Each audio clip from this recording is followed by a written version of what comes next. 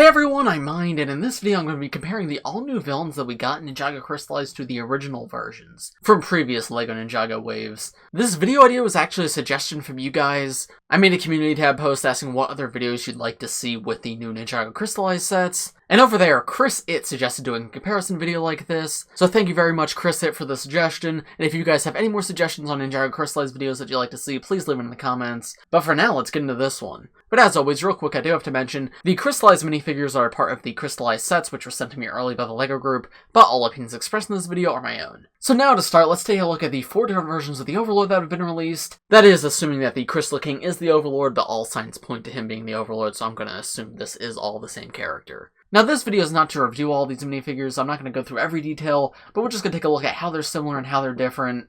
And you may notice my rebooted Overlord does not have his armor piece. I unfortunately never got that piece when it was out. I got this guy off Bricks and Pieces back in the day, and I forgot to order his armor piece, so I just don't have that. But I feel like all the important aspects of him are here. So yeah, obviously right off the bat, one major difference is the Crystal King has a completely different color scheme. He does not use as much of the purple, he uses more pink, gunmetal gray, and gold, while the original Overlords use more black, purple, and gold. He also obviously has like this Oni dragon-like mask on him, which none of the others do. They have more of a helmet. So let's take that off for now so you can see that face print underneath, and in fact let's take off all of their helmets. So taking a look at them with their helmets removed, you can see the face prints on all of them are all quite similar with some distinct differences. You can see both Legacy Overlords use purple printing on top of trans-purple heads, while the rebooted Overlord and Crystallized Overlord are more pink and silver printing on top of solid black. My favorite of all of these definitely has to be the first Legacy Overlord. I think that's just got such a cool and scary look to it. The second Legacy Overlord is almost maybe a little too realistic. And the rebooted Overlord's way too goofy in my opinion. It looks like the Crystallized Overlord sort of combines the rebooted with the second Legacy Overlord, because you can see his smile somewhat matches the second Legacy Overlord, but the eyes and overall color scheme and everything are obviously more like the original rebooted Overlord.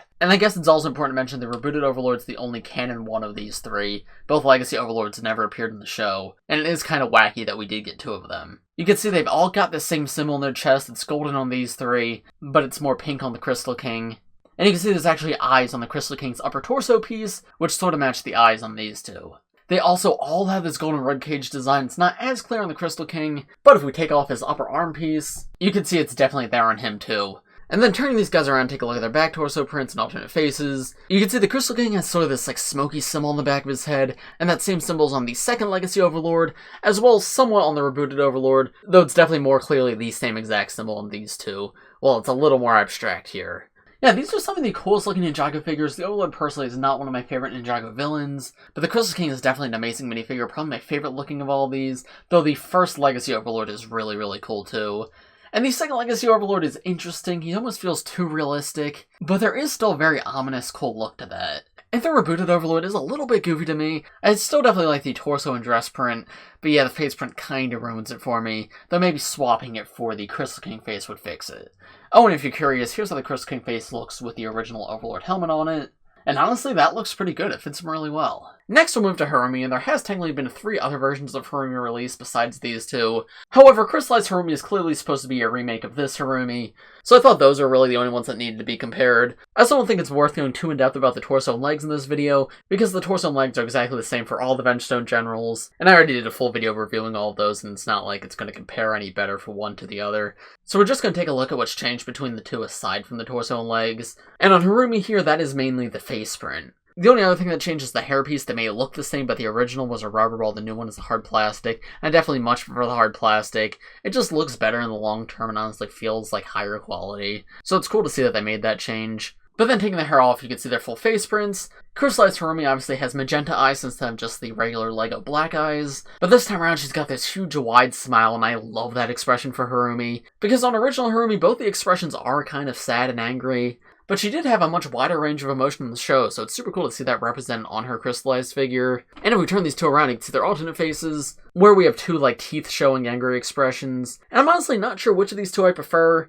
I think the eyebrow shape on Crystallized Harumi is better, but when it comes to the mouth shape, I definitely think the mouth shape on the original Harumi is more unique. Though on Crystallized Harumi, it might still be better, even though I feel like they've used that on other figures before, that like non-Harumi figures. So yeah, let me know in the comments, of the 2 Harumis, which face prints do you prefer? Aside from the crystallized eyes for the angry faces, there isn't much of a difference, but I definitely think the smiling face on the one side is a huge improvement. And next we'll take a look at the two versions of Espira. Once again, same torso print that Harumi had, nothing new there. But you can see Espira does use the new crystallized armor piece, which we will also see on the rest of the generals. Harumi was the only one that didn't use that. And the new crystallized armor piece definitely looks really good. It fits the whole theme of this wave. However, I definitely think the old snake armor piece looks much better. It just fits her head shape a lot more. And it definitely would have been cool to get that in like trans pink or something. But I think the crystallized armor was probably the better option in the end. Even if out of context, it's not as good as the original snake armor. The headpiece is obviously the same, but a different color combination. I think the colors on the crystallized Espira is a lot better. The trans pink with the gunmetal gray just pops a lot more than the gold with the trans orange. But they both do a very good job of representing the vibe they're going for.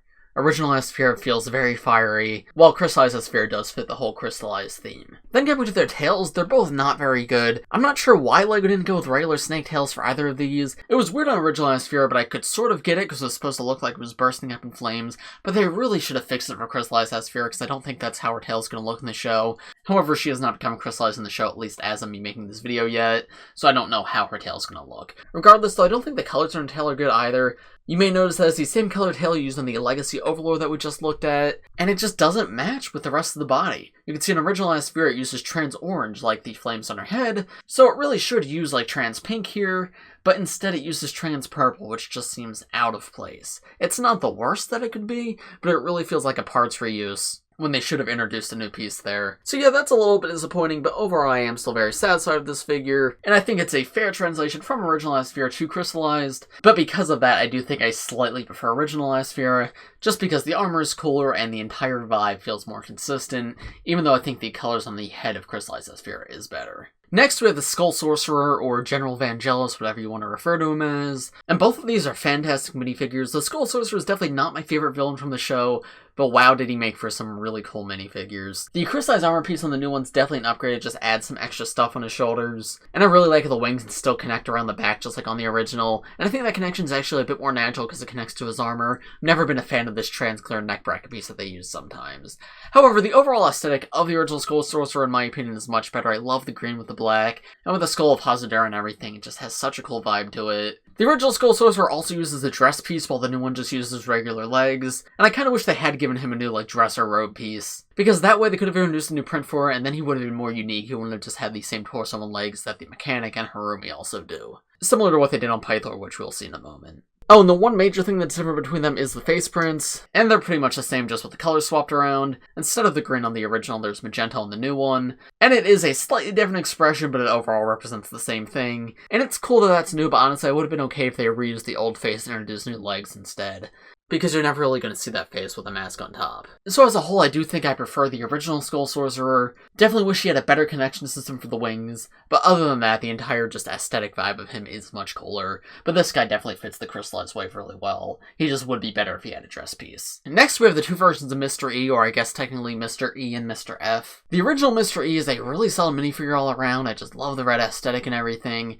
And the new Crystallized Mr. E, as much as I love this character coming back, is kind of a mess. Obviously, same torso and legs as the other ones, and he's got that same armor piece. I just really don't think that red visor fits in that well, because you can see in the original, the red of the visor matches really well with the red of the torso and everything, but the visor on this one really probably should have been trans pink to match everything else, because yeah, it definitely seems a little bit out of place. And then this time around, the visor's connected on a samurai helmet rather than a biker helmet, which is a strange choice to say the least. Like, I know the samurai helmet's new for this wave and it might fit the whole like general aesthetic that they're going for a little bit better, but with a visor it just feels strange. I definitely think the biker helmet would have fit better, and definitely better represents Mr. E. And then taking the helmets off, you can see it's almost exactly the same face print, but just like the green on Vangelis, the red here has been replaced by magenta on Mr. F. If you're curious, here's how Mr. F looks with a biker helmet instead. And yeah, honestly, I think that's actually better, though a trans pink visor would definitely make it perfect. Taking a look at all these guys again, Mr. F, though, is probably my least favorite looking general. Super cool character to come back, I just definitely think a few things could have been done better, and especially when comparing him to the original Mr. E, it doesn't feel up to the same level. Then we have the mechanic, so here's the original mechanic compared to the crystallized mechanic. And the original mechanic was a really cool figure to get, but at the end of the day, he is a rather simple one, and I really like how the crystallized mechanic comes with this accessory to be like his robot arm, because the robot arm really isn't represented on the original. It is just a normal minifigure arm and hand, and while that is the same over on this one, at least he has an attachment to sort of represent his robot arm. The crystal armor too definitely makes him look a lot cooler. Both of them obviously have the same hat piece, but removing that you can see their face prints. And on the original mechanic, it's almost like a happy yet evil smile, while on the crystallized mechanic it seems a lot scarier. He's got like a shadow under his eye, and obviously it's magenta instead of just the regular LEGO black. And his robot eye is pretty much the same, though again magenta instead of blue. And it is just a small difference, but I think it is significant. Like, this seems like the personality of the mechanic I know from the show, while this one definitely feels corrupted by the crystals. So in terms of minifigures, I think I definitely prefer the crystallized one. Both are very good representations of the mechanic from the show, though, and I'm very happy to have both of them. The crystal vibe of this guy is just slightly cooler. And then finally we come to Pythor, who we now have 5 different versions of. We have the original from 2012, the Tournament of Elements version from 2015, the Day of the Departed version from 2016, which I believe also matches his rebooted appearance in the show. We have the Legacy version from 2019, and then finally we have the all-new Crystalized version from 2022. You can see the gem on the top of his head slightly changed as the years went on. It was much smaller in the original than it was on any of the later versions. The 2015 and 2016 version shared the exact same headpiece, so no difference there. The Legacy version brings the gem up to the size of these versions, but it also changes the design ever so slightly to give it more like refined edges. And then the Crystalized version is more similar to the 2015/2016 version, though obviously this time around the blue has been swapped for magenta, and the shine on it is slightly different. And while it is closer to these two, it does somewhat remind me of the Legacy version. And then the eyes on the side of these are all mostly the same. There's definitely a change between the original and the 2015 version, but 2015 all the way up to 2022 are pretty much identical. There is a slight difference with Legacy, but it's hardly noticeable. And you may not even notice at first, but with the Crystallized version, his eye is now magenta instead of red, but it is a very similar color, so it may not be immediately obvious. Now getting the purple Pythors out of the way and just taking a look at the white Pythors, you can see the Crystallized version actually has an all-new tail print, because he doesn't just reuse the same legs that the rest of the generals do. And you can see the design is very similar to the Tournament of Elements one, especially at the very bottom, but instead he's got this silver and purple plated armor on top, and I think that gives him an incredible look.